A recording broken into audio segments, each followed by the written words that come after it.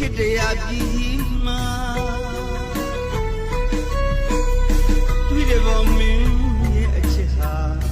ပတ်ထွားမင်းသမီးစကေယူရာဒီအချစ်စိတ်ခင်မယူလို့ပါဘဝချင်းမကြီးလို့ချစ်ချင်းကိုတော့စိတ်ခင်မယူလို့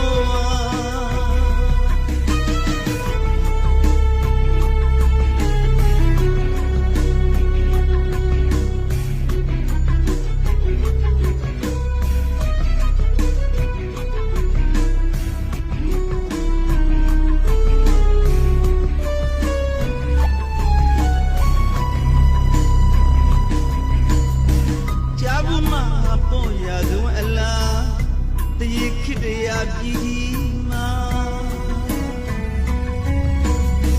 တွေ့တယ်ဘောမင်းရဲ့အချစ်ဟာပန်းထွန်းမင်းသမီးစကေယူရာ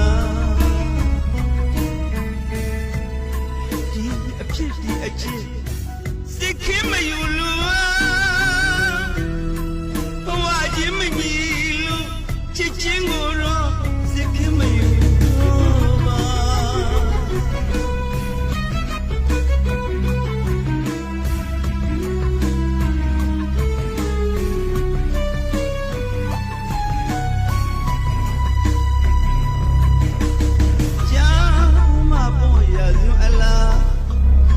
လက္ခဏာမေတီရာ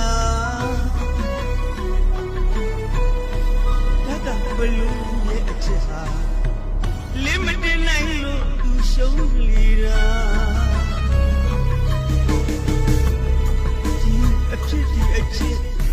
စိတ်ခင်မယူလို့